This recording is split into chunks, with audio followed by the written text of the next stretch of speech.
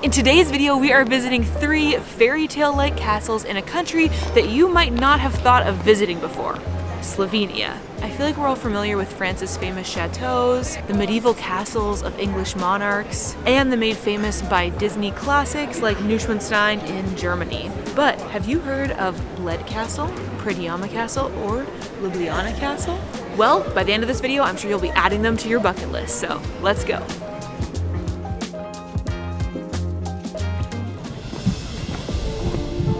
Oh, what a view.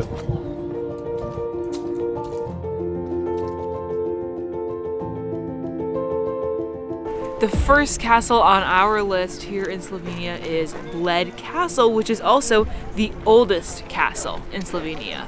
It is absolutely gorgeous here. Like, this feels like an absolute fairy tale.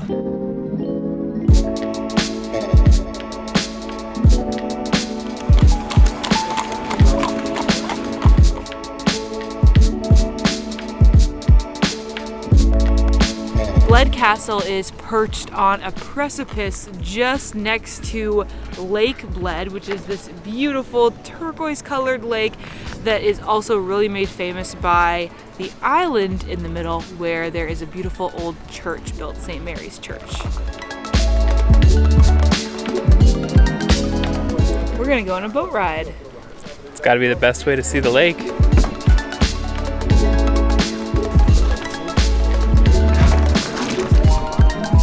We've got some experience canoeing. We've done that a lot when camping back home, so I feel like if we were on a canoe right now, we'd be off like a shot, no problem.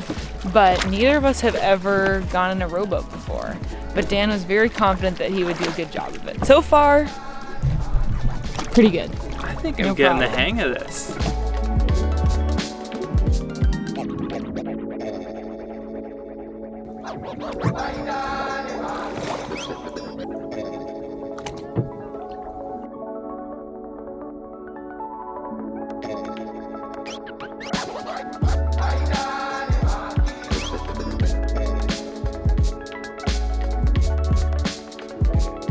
So I had read online that you could rent rowboats to explore the lake a little bit, and so we decided to do that. It's 20 euros per hour, but I think it is so worth it because you get to be out on this very peaceful, very still lake in your own kind of little bubble and observe the beautiful church and castle from a distance. But it's just such a beautiful day. The sun is shining, the water looks so blue, and it's gorgeous out here.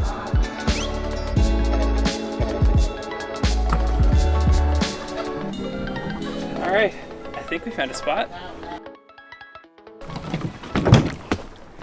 Parked a boat. Hopefully we don't come back with a parking ticket, because it wasn't at all clear where we're supposed to go. Yeah.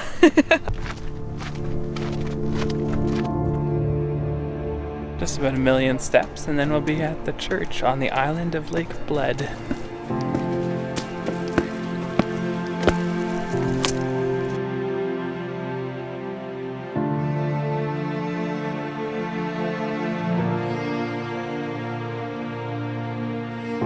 Obviously the island and the church and the bell tower are beautiful in their own right, but the view from the island is also absolutely incredible. You can see the castle over the lake and it just looks so picturesque. Well, we've had a fun little jaunt on the island, but we've got to get this boat back and we still need to go see the actual castle. That's what we're really here for. Did you know that Slovenia has between 500 and 1,000 castles? Depends who's counting. That's a lot of castles for a small country. Y'all, we have got a hike ahead of us up to the castle. We've got a lot of elevation to make up from where we were on the lake in the boat to the very top of this huge cliff where the castle is. It'll be like a 15-20 minute hike for us and no time at all for you.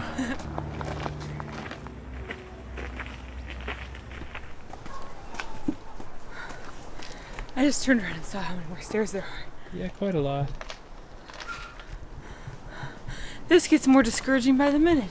As if Google said this would be a 10-minute walk. We've been doing a lot of walking on this trip, but not a lot of mountain climbing. We've done it. Oh my gosh. The final steps. We made it.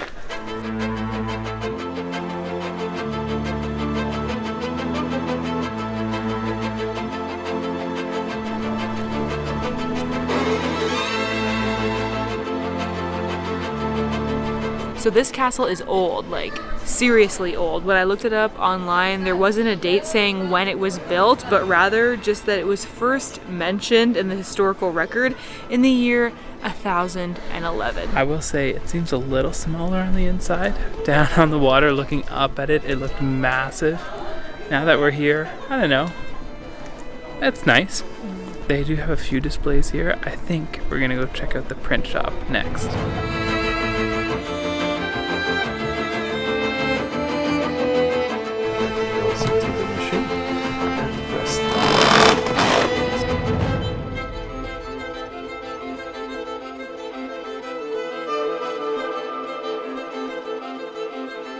This museum section of the castle has taught us a lot. This castle is basically surrounded on 3 sides. It's only accessible from one side. And because of that, the castle has never been successfully sieged or stormed.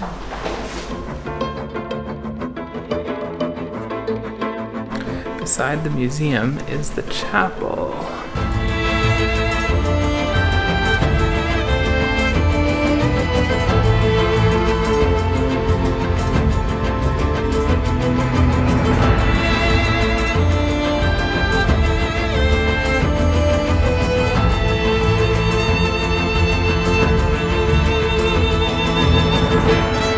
Wraps up our time here at Bled Castle. As we're exploring these fairy tale worthy castles, we thought we would give you a rating on how good the experience really is so you can decide whether it would be worth it for you to visit. House hunter style. So we're going to rate the castles based on views, historical content, and overall experience. First category, views. I'm definitely giving it a 10 out of 10 on views. Honestly, I cannot imagine more picturesque scenery than this. It literally looks like it's out of a Disney movie. It's beautiful. But for me, the exhibits were a little lackluster. Like the historical content, maybe like 6 out of 10. I agree with that assessment. It's just a bit of a small museum. And what do we think for overall experience? I'm taking the average and going 8 out of 10. If you've only got 20 euros to spend, I'd spend it on the rowboats rather than the 13 euro per person on admission. There's a lot of beautiful views you can see without having to pay to go in. And once you're inside, there's not a ton to learn about or see necessarily. The only thing that I think could be improved about this castle is like a funicular to get us up here. Oh, the stairs. The stairs suck, but I do think the views are worth it. Yeah. I gotta say. It is really, really stunning to see everything from up here. Let's hope our next castle doesn't have so many stairs.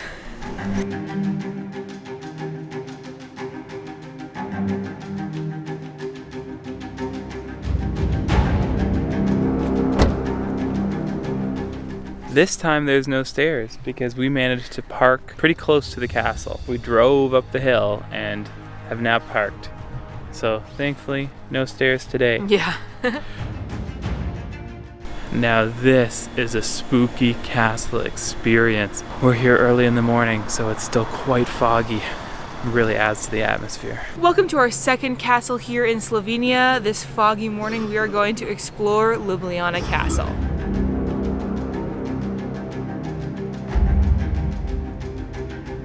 Ljubljana Castle is a castle complex standing on Castle Hill above downtown Ljubljana, the capital of Slovenia. Ljubljana is a charming city situated on the Ljubljanka or Sava River. It's full of history, beautiful architecture, and very friendly people. We got a chance to do a walking tour on our first evening in the city, and the ambiance was immaculate. In our opinion, the city is not hyped up enough.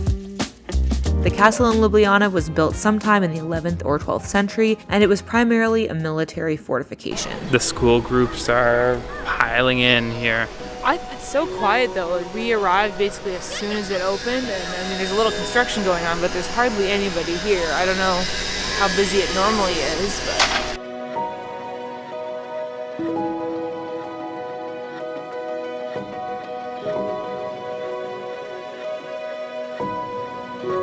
But y'all, this castle and this area has some seriously spooky history. Maybe it's the fog, but that's been gripping me today. First of all, there's a massive plague in the early 1500s, and the artwork from that time shows some pretty spooky stuff. Skeletons walking towards their grave. And then, not that much later, in the mid-1600s, that's when the witch trials began. It was quasi-religious and mainly a tool of oppression. Overall, I'd say we're learning a lot, wouldn't you? Yeah, definitely. Adding to the spooky vibes is the fact that we've got this place pretty much to ourselves. There's a couple other tourists and the school group went a different direction, so it's truly like we're exploring ruins in a way. So with the castle tickets that you buy, you get access to 4 different museums. We've just been exploring the Museum of Slovenian History and learning a lot about the original people that lived here, how they've been conquered many times and kind of occupied by other foreign powers from like Rome to the Austro-Hungarian Empire, and then of course how they finally became independent in 1991. You can come in and just explore around the castle grounds for free, but if you get a castle ticket, then you can go into the exhibits and museums, which so far have been really informative. Like, I feel like they've got a lot of really good content here.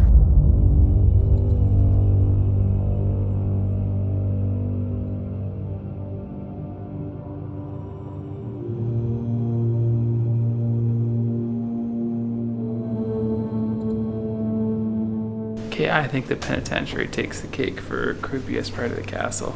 Yeah. That's for sure. Alright, the last museum for which we have a ticket is the Museum of Puppetry. I feel like this is gonna be kind of creepy too, like puppets. Yeah. What the heck? This seems like a bit of a left turn. Like, does this really connect with the rest of the castle? Maybe we'll find out how.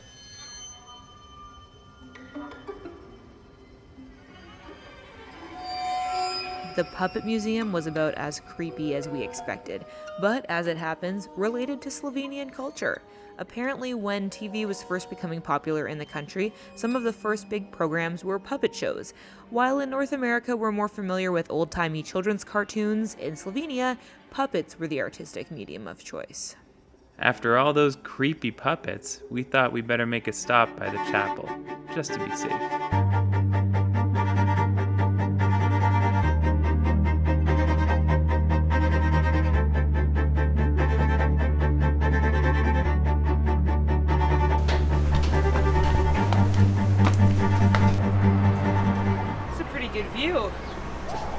I thought we wouldn't be able to see anything because of the fog, but it's starting to lift.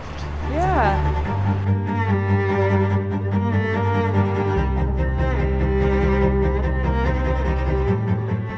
Alright, time for the final reviews before we are swarmed by the children. It's a bit of a question mark because it's too foggy to really tell today.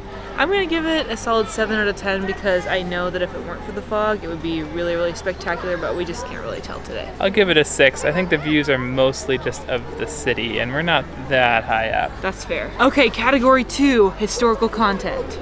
I think the exhibits here are awesome. If you're willing to pay for the museums, I think they're worth it. I'm going to give it a 10 out of 10 on the historical content. I think the museums were good. We learned a lot here, and we could have learned more. Honestly, there was more content we could have spent more time reading and learning. Yeah, you can easily spend half a day at this castle, maybe even more. It's getting loud, but let's just finish it. Overall experience, I'm going to give it 8 out of 10. Isn't that what we gave the last place? Maybe we're just giving everything the same rankings, but you know, I feel like this was cool. It's nice because it's close to the city, so it's not a far drive from our Airbnb. However, I will say Bled Castle and Lake Bled in general is pretty iconic, pretty stunning. So, okay, maybe I'll give Ljubljana Castle a 7 out of 10 if Bled was an 8 out of 10. I'm gonna go 7. The exhibits are cool, but the castle, I don't know. All right, we'll catch you at our 3rd castle here in Slovenia in just a little bit.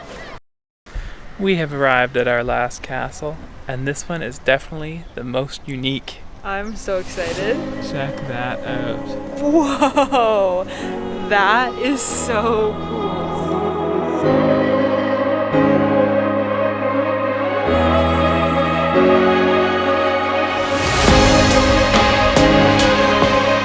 That's right, Predjama Castle is built into a cave. We've got our tickets and we're ready to go see it.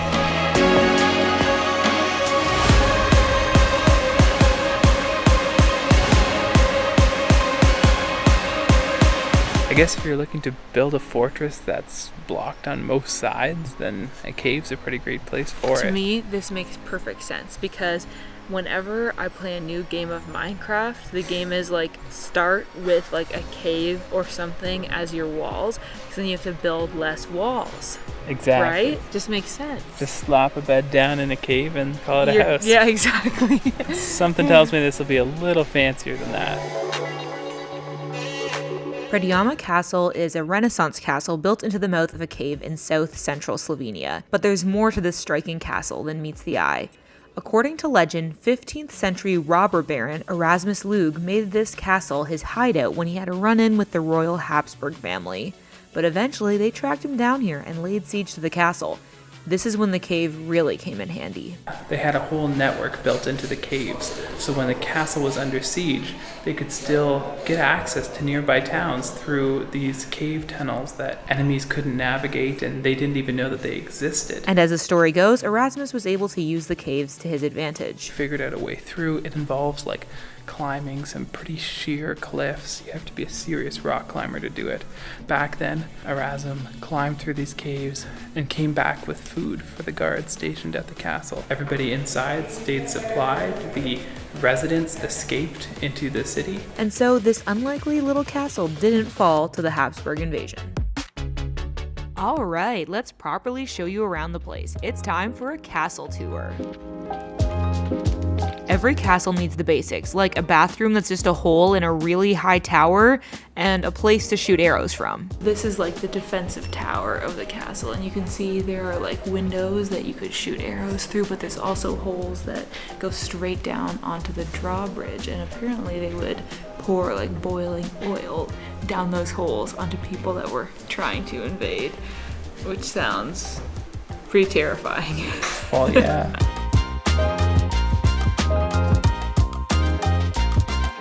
Welcome to the torture room, everybody's favorite part of a castle. I'm gonna be honest, when I first walked in here, I actually like jumped because they've got like dummies giving examples of the torture. They even have sound effects. And of course, everyone wants their castle to have an innovative indoor plumbing solution. This is just a natural rock face, like a part of the cave, and the wall on the other side is man-made. But what's so cool about this is they've actually carved channels into the natural rock, because obviously it would collect a lot of moisture, to direct the water further down to other parts of the castle through drains like that. How cool. This is like Minecraft stuff. For real. And this castle is complete with a dining room, lovely bay window reading nooks, and secret cave passages for servants. How classy.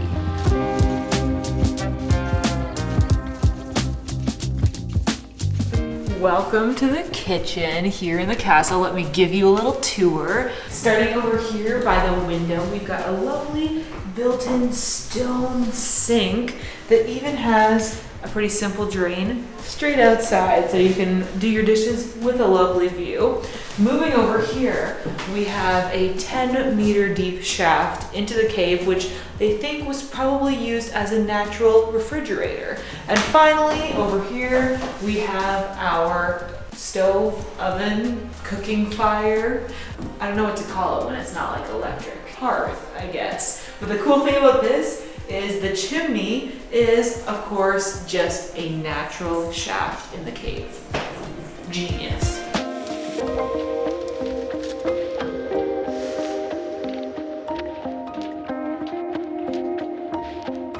It really just is a huge castle built into a limestone cave, built right into the karst geology. You'd think I'd be over that by now, but I don't think I am.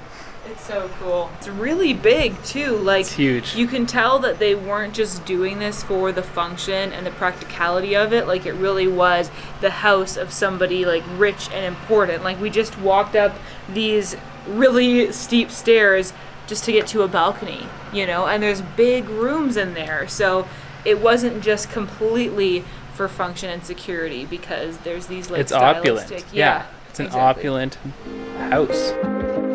You can't forget the primary bedroom, complete with everyone's favorite, an ensuite chapel. They really made sure there was lots of room for the bedroom.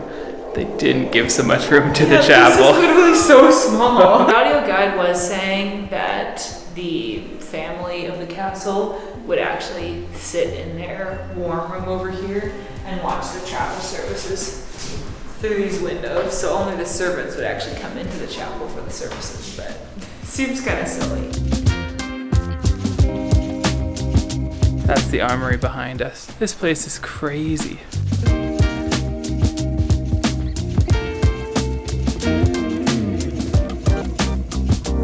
After even more stair climbing, we stumbled upon the oldest part of the castle.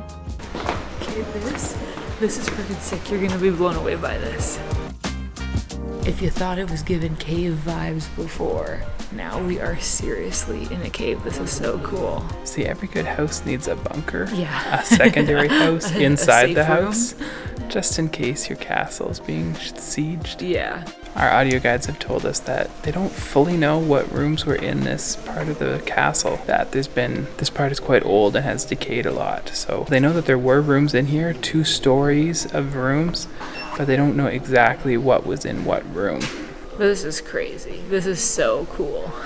You know, like, I know Batman has like an underground lair. Yeah. Like, if he was a true bat, he would live here. Yes. Bat life. Yeah. Next episode, we try out that life. The cave is so eerie. The only noises in there are water dripping and the pigeons flying around. All right, you know what time it is. We are finished here at Predjama Castle, and it's time for our rankings. So category 1 is views. On 3, let's both give our number, okay? 1, 2, 3, 10 out of 10. Oh, explain yourself.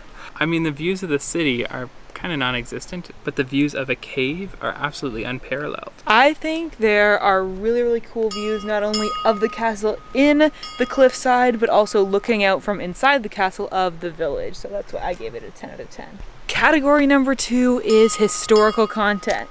3, 2, 1, 10 out of 10. Maybe I'm just a harsher critic Explain than you. yourself. I think I might just have a different scale, harsher critic. I feel like this was our best tour of all 3 of the castles. The audio guide was really informative, and there was like good displays set up so you could get a sense of what life was like in the castle. So I feel like that was really well done. I love that they basically have the castle set up to show what a day in the life of the castle staff and the castle owners would look like. Okay, and finally, let's rate it.